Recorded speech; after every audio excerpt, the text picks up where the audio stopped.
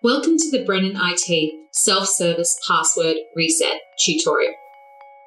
In this video, we will show you how to change your password in a few simple and secure steps using the mobile phone you have registered in Active Directory.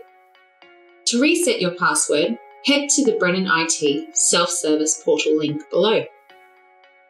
Once there, select the Can't Access Your Account link and enter your email address. Now click the Send Code button. At this point, you will be sent a unique code to your mobile device via SMS.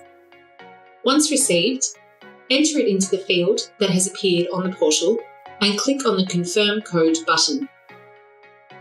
A reset password option will now appear. Select it and a new password will be sent to your mobile device via SMS. Please then use this password to log into your computer.